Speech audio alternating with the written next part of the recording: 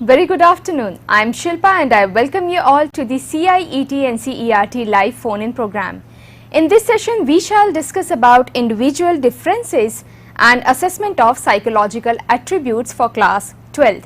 And with us we have Miss Neelam Srivastav from Vasant Valley School, New Delhi. I welcome you, Miss Neelam. Thank you for it. And to the viewers, if you come across any questions related to our today's topic of discussion, then do not forget to call on our toll-free numbers. Numbers are 1800111265 and 1800112199. You can also send your questions on our official email ID ciet.kishoremanch@gmail.com. And moreover, you can comment your question during our YouTube live streaming, which is happening now, and our official YouTube channel is NCERT Official. So, Ms. Neelam, please to tell our viewers what we are going to learn today. Thank you so much, Shilpa, and welcome to the viewers who are here today. We are going to discuss variations in psychological attributes for class 12.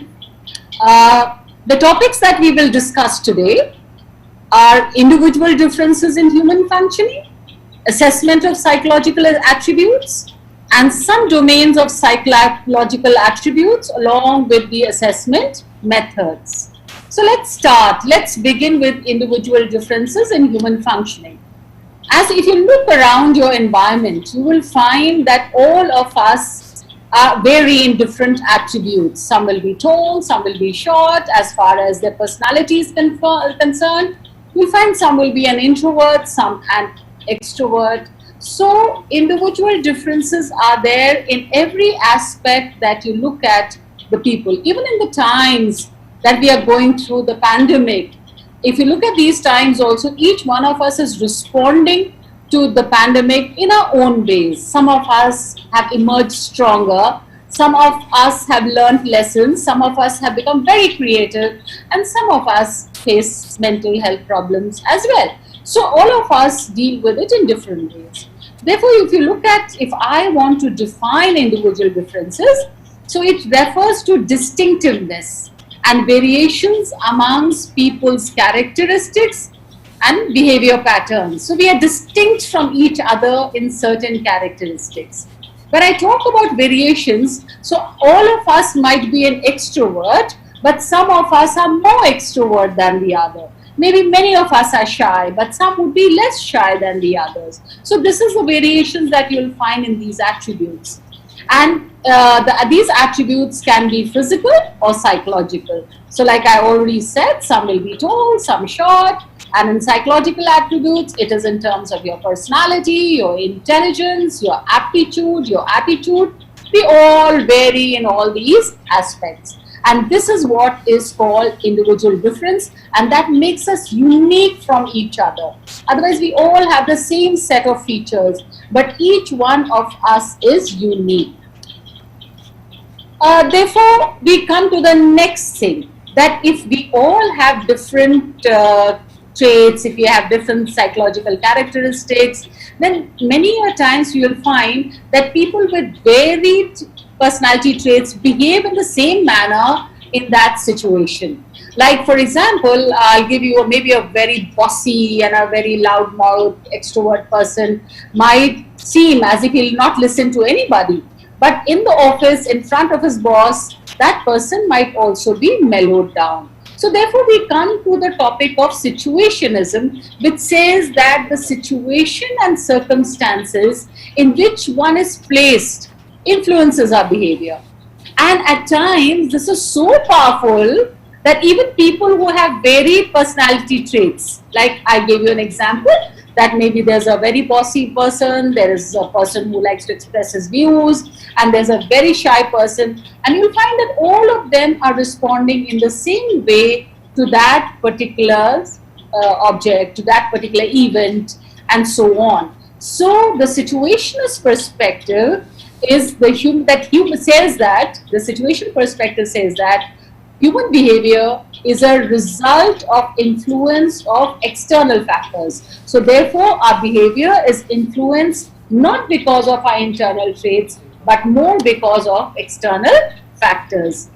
Therefore, changes in human behavior are factors of the situation. So whatever change you see in a human being is because of the situation that they are in, and not only because of the traits that a person possesses. So for example, somebody whom you knew as a very shy, quiet, reserved person has suddenly blossomed in the college, right? So this is telling us that the situation also changes our human behavior. So this is what situationists believe in, that behavior is believed to be influenced by external or situational factors rather than by the traits that you are born with or the motivations that are there in you. This is what situationism talks about. So now, if we are talking about various psychological traits and qualities, and we have already spoken about physical traits. Now, if you look at physical traits, how can you say that I am taller than so and so? Because you have a measure. You can measure, I am 5'1" and that other person is 5'4". Definitely that person is taller than me. And same thing could be for weight, could be for any other physical features that you want to measure. There is a standardized measure about it. Now, let's talk about how do we assess these psychological attributes, something that seems so abstract, something Ms. like Neelam, intelligence. before you proceed, viewers are asking few questions. Can I raise those? Yes, please. Yeah. So Ravi and Anushka, they both have actually asked a similar question. They are asking that you mentioned about the change in human behavior is because of some external factors. What are these external factors? Could you please explain it with some examples? Thank you so much. Now, the situational factors, when I just said, is that a person's behavior is influenced by the situation that you are in. For example, I am a very outgoing person and I am a person who cannot survive without meeting people. But today, the situation that you see yourself in, the situation that I am in, where I am enclosed in this house, and therefore I am not able to meet anyone. So my personality has changed over here. So I have adapted to the situation that is there. This is what situationism is focusing on. When I go to college, nobody when I get a lot of opportunities over there, and nobody judges me by the way I was when I was in school. I blossom at that level, or I withdraw in that situation. So situation are these little events that are there in your life, and these also influence the way we behave. That's what situationism says. That behavior is not the internal traits, but the way the situation has been, the person has been dealing with in that situation. Okay. Right. So that means human behavior is affected by the surrounding we are staying in? Yes, the surrounding, the situation, the events that are around you, which will influence your behavior. This is the situationist. This is one perspective we are talking about. As we go ahead, we'll talk about many other perspectives in various, if you go into personality, we'll see the other perspectives that are there which influences human behavior. Psychology is all about studying human behavior, right? That's one little perspective that you should know what situationism is. Right. So, shall we proceed to the assessment now? Can you be a little more louder? I'm saying, shall we proceed to the assessment now, because you were about to explain that. That's right. Yeah. So let's move on now to assessment, because when I can assess physical characteristics, and I'm calling psychology a science as well, am I able to assess these psychological attributes? So the first step in understanding a psychological attribute is its assessment. So what is this assessment? Therefore, we know that yes, assessment, even you can understand, even we know, everybody knows assessment is talking about measurement. Because when I'm able to assess you are taller than me is because we have assessed you we have assessed both ourselves according to certain standards. So assessment refers to the measurement of psychological attributes of individuals. So we should be able to assess these attributes of the individuals and the evaluation using multiple methods in terms of certain standards of comparison. So three things are there. First, you should be able to measure, and the second thing, be able to evaluate. That is basically compare it, make some evaluation. And how is it done? Through multiple methods. And these multiple methods also should have their norms, certain standards of comparison. So when I say that I am let me just keep one example for you to understand. If I say that I am tall, and if I have to now assess myself in compared to all the Indians that I am tall, then I should know what is the standard height of a 16-year-old girl in my country. So if I know that this is the standard of a 16-year-old girl in India, then I can say, yeah, I am tall. So there has to be a certain standard of comparison as well. So therefore, the next word that I have used is attributes. So what are these attributes? So if just to clarify to you all, that attributes are the traits that is inherent in you, that is there in you, and this can be measured. If a trait cannot be measured, we are not putting it into the psychological domain as yet. Because when we are talking about attributes, these are traits which are inherent in you and it can be measured. So let's look at the various types of assessment. If we divide assessment, we can divide it into two ways, formal and informal assessment. The first one let's deal with is the formal assessment. So in your school, if you're school going children, you know, in your school also, you have two kinds of assessment. One is a formal assessment where you have to give a question paper, answer that. And the other informal assessment is your behavior in school, which you don't even realize, but it is being watched by so many of your peers, your juniors, your seniors, your teachers. And that's a kind of an informal assessment that happens. So formal assessment of psychological attribute needs to be objective and standardized. When I say objective, objective means whosoever measures your intelligence, whether this is a Canadian professor of psychology who's measuring your intelligence, or somebody say in Bangladesh measuring your intelligence, somebody in India measuring your intelligence. You need to remain high, your IQ remains high, or your IQ remains low, or your IQ remains average. It cannot vary from one country to the other, because that is what your height, your IQ is. So that is what we mean when we say objectivity. And when we say standard, that this assessment has to follow certain guidelines, which is being followed by everybody. That means how instructions has to be given, how the test will be conducted, how will the scoring be done, how will we compare it to norms. All that is standardized. The second one is the informal assessment. Now, this informal assessment is very subjective. You know, it is like the formal assessment I said is very objective. No two people will give two different opinions about your IQ. But in informal assessment, you will find a lot of subjectivity which is there, and it varies from case to case, from one person to another, or from one person who's testing you to other person. So this becomes a little subjective. So both of them together normally are taken if we are talking about assessing a person, but more importance is the formal assessment. Now, psychological assessment uses systematic testing procedures to evaluate abilities, behavior, and personal qualities of individuals. So this is the way we do systematic testing, a testing which is objective and standardized. And this evaluates your ability, it also evaluates your behavior and your personal qualities that you possess. Okay. Ms. Neela, yes, before you proceed, we have got one question from the viewer. Ms. Meera, she is asking, why are we doing such assessment? Why are we doing such assessment? Such assessment.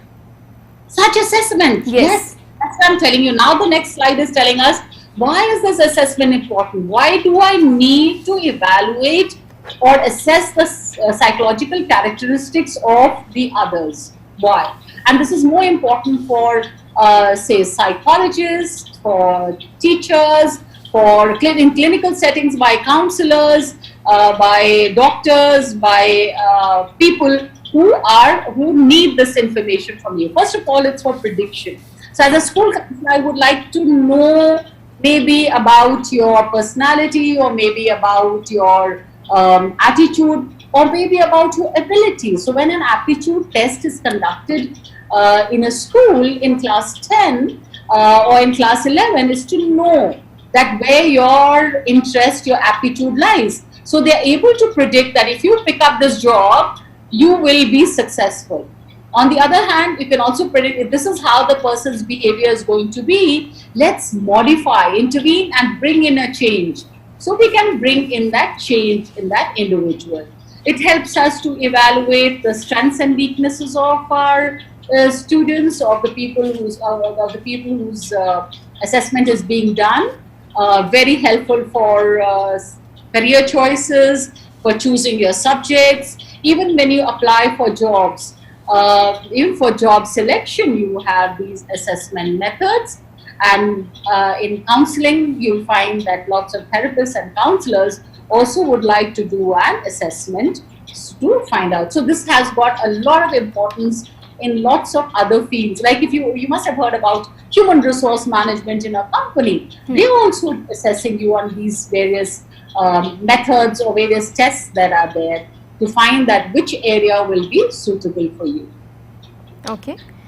Based on your slide, I would like you to highlight a bit more on how assessment can intervene to bring a change, because this is not that clear. Yep. Yeah, a change in behavior, a change in that individual's behavior. If you go back to my previous slide, I'm talking about that person that's like, for example, in a school, the counselor can intervene and bring in a change that, okay, this person has a pessimistic viewpoint. Can I use some kind of cognitive restructuring of the individual so that the person can change his outlook towards life, right? So you are intervening to bring in a change. That is what I'm talking about. So it's not immediately at a student cannot use it.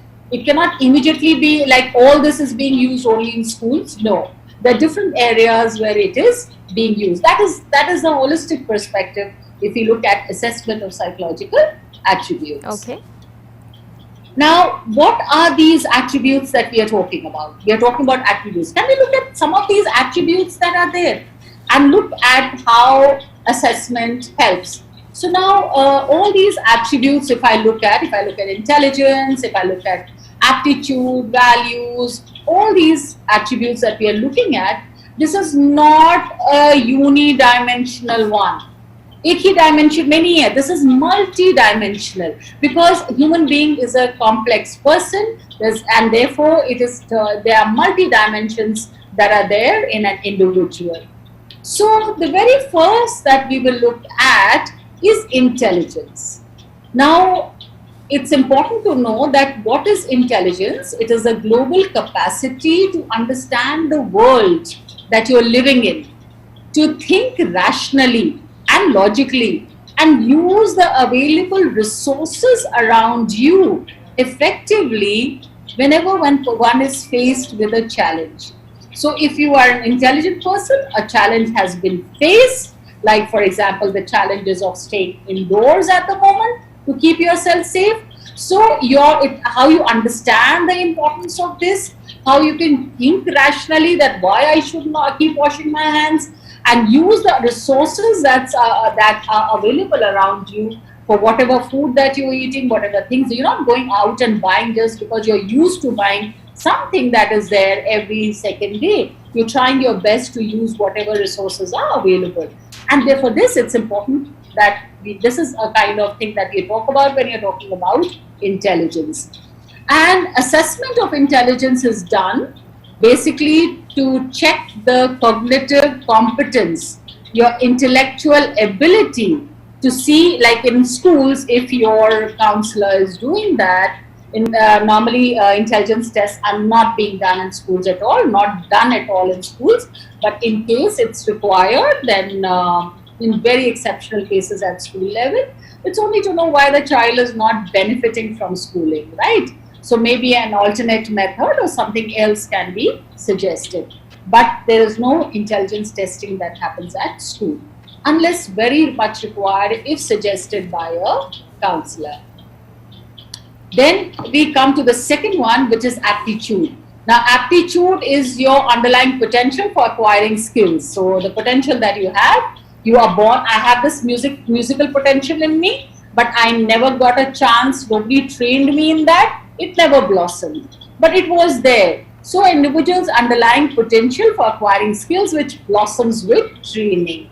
So the assessment is done to find out that what aptitude does the child have, or what aptitude my employee has, so that I can enhance his aptitude by providing training. So that I can enhance her attitude by providing training. So once I know this, this aptitude is there, it can be enhanced. The next one is interest, very useful for hobbies and all. So it's a preference of the individual to engage in one or more specific activities in relation to the others. So a lot of hobbies are there in school, and you choose the environmental hobby because your interest lies in taking care of the environment. Or you might go in for computational skills, for computers, or for aero modeling. That is a part of your interest, because out of a whole range of activities, you keep yourself engaged in that particular activity. And the assessment is done in your interest, like students' interest test can be done to find out what is the subject that interests him, what are the courses that he can be happy in, that gives him life satisfaction, that he enjoys throughout his life, and he's able to perform to his maximum ability. That is why tests are done. So if you want to find out, you can find out your interest, and that will help you in all this. You can find out your aptitude. You can request any trained professional to do that for anybody. The next one is personality. Now, personality is relatively enduring characteristics of a person that make her distinct from others. So what are those traits which are relatively enduring? Means it lasts for a relative period of time. It's not just for a few minutes or a few seconds and then it disappears. Nor is it permanent forever. So it's relatively enduring characteristics of a person that makes her distinct from others. And this assessment is to find out your uniqueness, so that will help me to predict your behavior. So if I am trying to find out about an extrovert person, and he's come into my office, so I would like to give him a job where he interacts more with people around, and so on. So it helps us to predict that behavior and what are the kind of jobs that will be suitable for him. Values are enduring beliefs about an ideal mode of behavior. Now these are beliefs that are lasting for some time, for a long period of time, about what is the ideal mode of behavior. How should we behave? We must respect our elders. We must be honest. Can you see, these are all values. So they are an ideal mode of behavior, and its assessment is done to find out which is your dominant value, right? So if I need you for certain things, I would like to know what is the thing that you value more. So do you value your elders more? Do you value honesty more? You can get to know through these tests. Let's look at now the assessment methods. So once I know that these are a few psychological attributes that you have been introduced to, there are many more, like self-concept and other things, but these are few psychological attributes that we have introduced to you at this level. Then the next one is the assessment method. So what are the methods that are there? I have to remember Ms. Neelam, before you proceed to the assessment method, one student is sending questions several times on email. Her name is Bonita and she is from LSR. She is saying, I'll read her question. Don't you think such psychological assessment of attributes leading to societal mindset degradation, where for example calling someone tall, someone not, calling someone intelligent, someone not, and where we say we all are equal? Absolutely, absolutely. This is when we talk about somebody being intelligent, not intelligent, somebody being extrovert, introvert, we are not getting into the judgment factor of this part.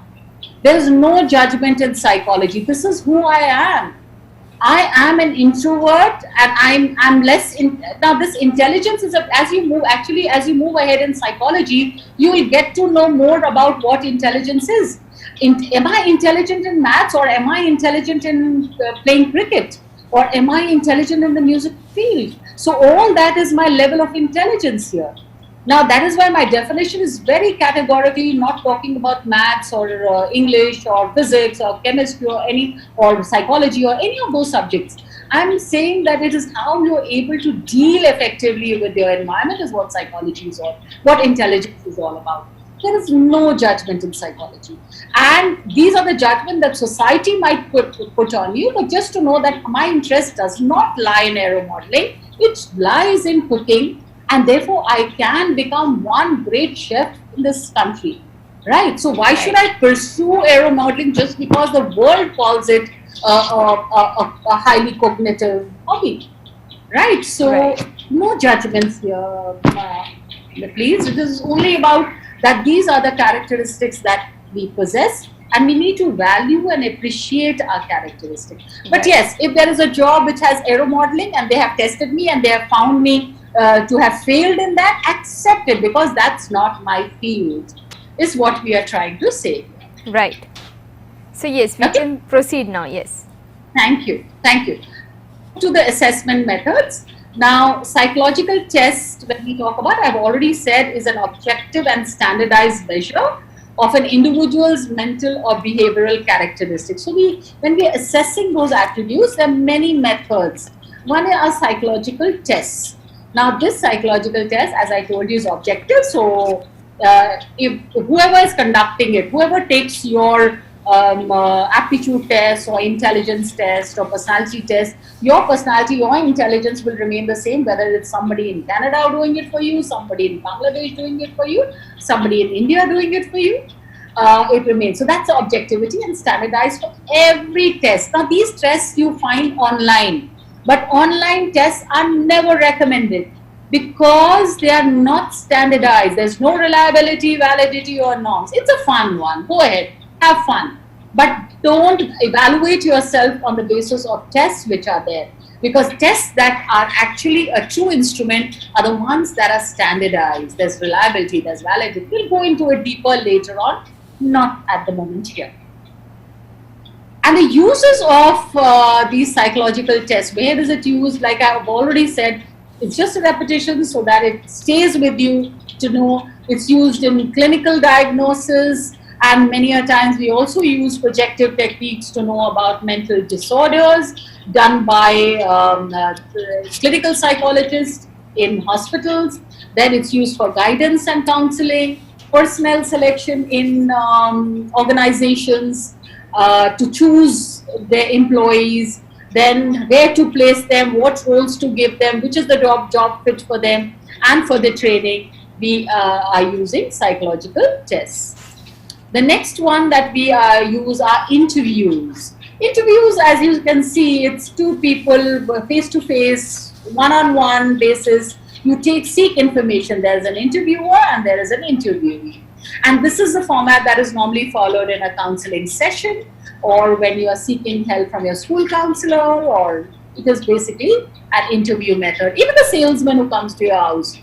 Of course, nowadays nobody is coming, but even some people who come to your house to collect a survey, which is your favorite TV channel that you're watching and so on, those are again interview. And we also interview people for job selections. Even in journalism, you must have seen now at the moment on TV, they go around doing they do that kind of interviews to find out things about the environment that they would like to know. That is all interview method. The next one is the case study method. Now in class 12, you undertake a case study as well. Now what is this case study method? If you go back to Sigmund Freud, you were introduced to Sigmund Freud in class 11. If I'm talking to the learners of class 12, he used a lot of case studies, right? So case studies are in-depth study of the individual in terms of their psychological attributes. Psychological history in the context of his psychosocial or her psychosocial and physical environment.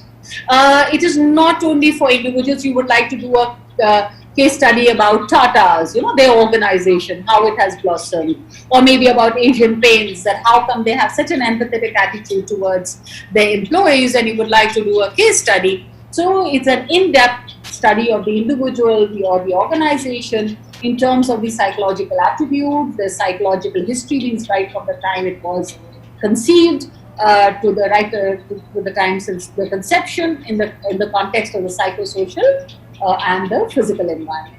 And the different methods that are used to collect data. Methods will be interview, method might be psychological test, so the maybe observation method. These are the different methods that are used to collect data in a case study as well. Where is it used? Is it used by everybody?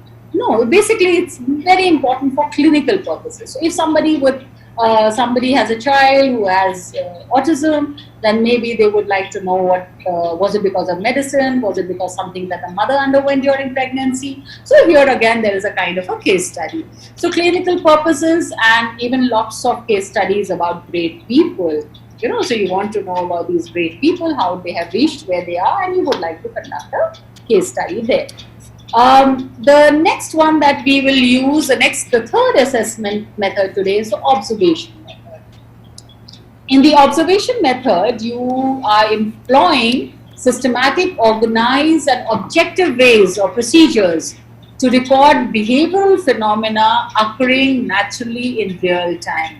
So remember, observation is different from day-to-day observation. Here it is systematic. You know what are the things that you need to observe.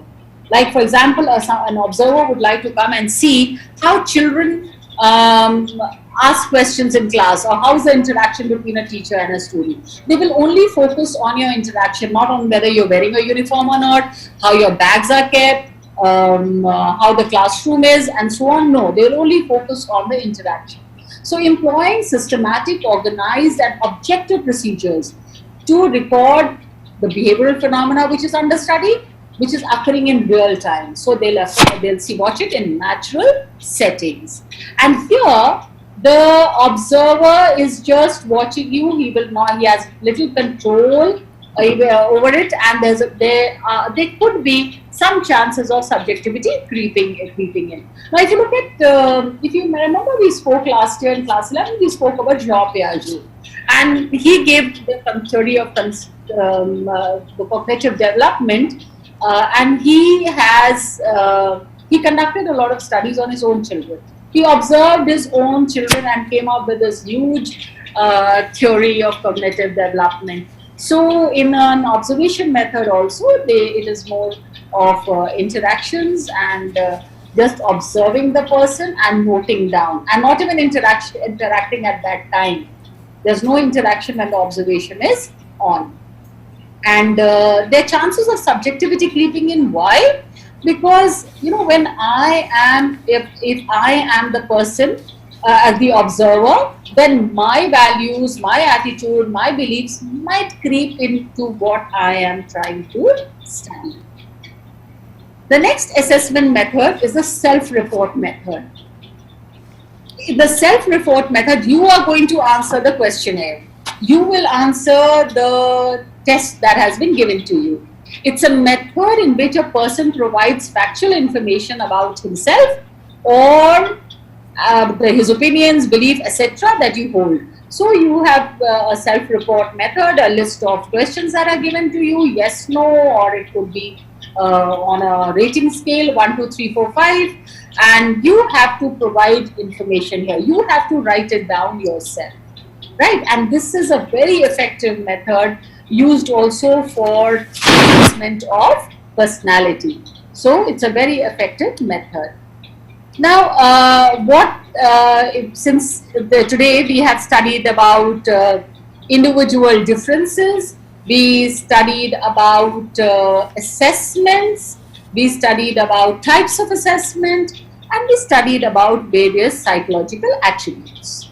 Therefore, now the most important points. Let's see if you can recall. Ma'am, will you get responses, Shilpa, if the question is put forward? Yes, there are 3 questions I have received till now. So I'll take those questions. So you got, so the first one is dash refers to distinctiveness and variations among people's characteristics and behavior patterns. Okay. Any response? As for now, no.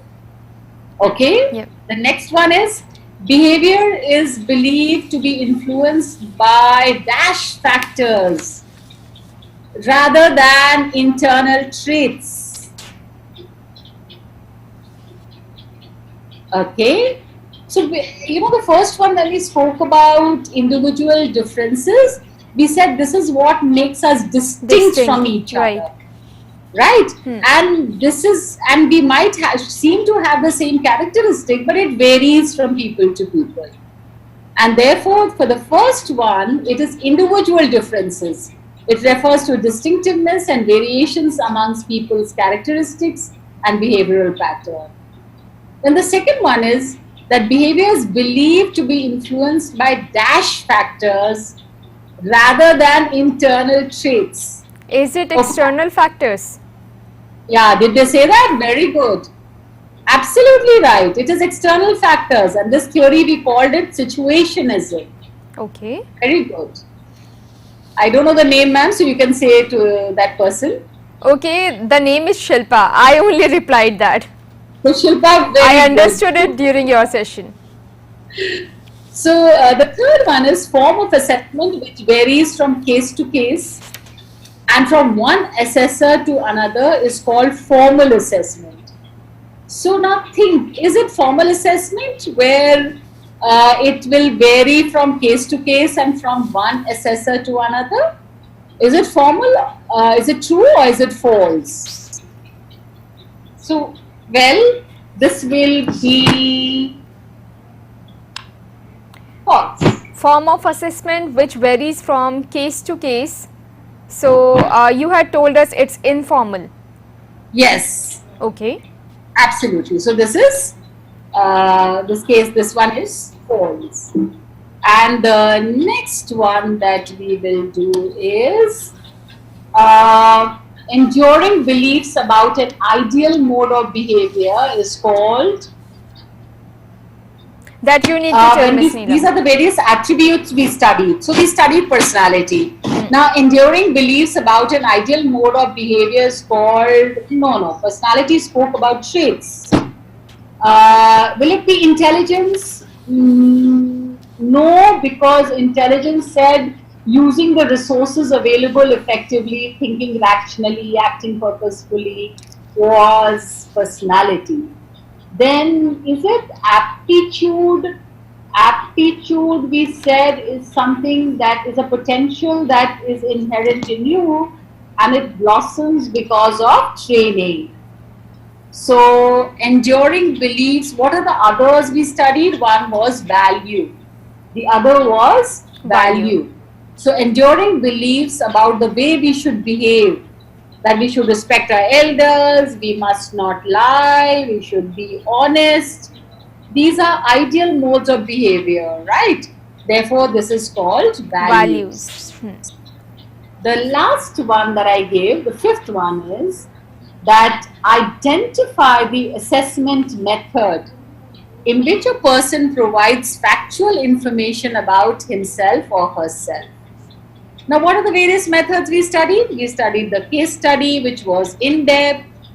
Then we studied observation, interview was face-to-face, psychological tests were standardized and objective tools.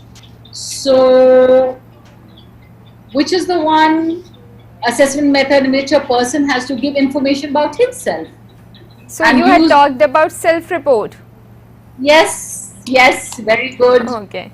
And this is used in the assessment of personality. And from here, we go back to the recap. So what did we learn today?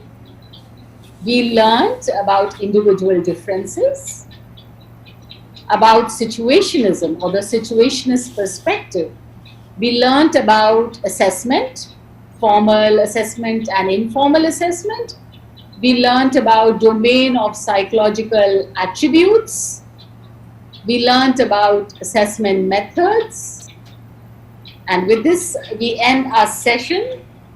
I'm open to, before I say thank you, I'm open to any query, any questions that you would like to ask. Yes, Ms. Neelam, we have received 3 questions. So, I would like to raise those questions. First question has been asked by Miss Shikha. She is asking, ma'am, please do tell us, is creativity, what's creativity in psychology? Is it an attribute to be get measured? Is it an attribute to be kept? Measured. Measured. Yeah, absolutely. Creativity is a psychological attribute. Yes, absolutely right. It is an attribute. So creativity is a very important attribute, is the ability to think out of the box. And today you see so many things in the world has emerged because of this attribute of ours, that's creativity, apart from art and music, which we think as an important aspect of creativity, which is so important. There are many other areas. In fact, every area you can see creativity, thinking out of the box, right? And that is how we have grown so much in our fields, in our areas as human beings. It can be assessed. There are lots of creativity tests. Okay. Like intelligence tests, you'll always find they're closed-ended. Creativity tests will be open-ended. There'll be many solutions to the question asked, whereas in intelligence test, there'll be only one right solution. So yes, you're right, creativity tests are there to evaluate your creativity. Okay. Thank you. I'll take up one more questions. We are left with 4 minutes more. So this question has been asked by Miss Nirupava and she is from Madhya Pradesh. She is asking, as a teacher, what kind of points to keep in mind while teaching this particular chapter? Very good. Thank you so much, Nirupma. Yes. So when you start with this concept, you know, it's nice to ask them. The first thing is that you define what intelligence is. You tell the children to give their own definition of intelligence in the classroom and they'll come up with their own definitions. And generally the definition is all around physics, chemistry, maths and things like that, right? And from here, then you can begin with that.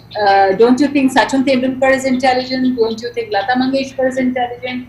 Don't you think this Sonal Mansingh is intelligent? So people from different areas, and then they'll say yes, but then they are not good in maths, but then you can see they excelled in the other area.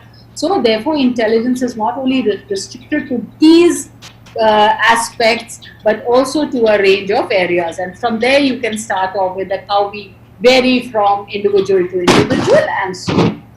So it's good to pick up examples first of people from different areas other than academics and then start your lesson. Okay. So today what we discussed about the individual differences which could be physical and could be psychological, and we also understood about the assessment of psychological attributes, and we also discussed about the methods of measuring such attributes. And thank you so much, Ms. Neelam, for being with us. And thank you so much, viewers, for being there and listening, and please drop in. My email ID is there for any query that you would like to ask. Thank you. Okay, thank you so much. And in the next session, we shall be discussing about Tulsidas and his poems for class 12th. So be with us, we will be back after a short while.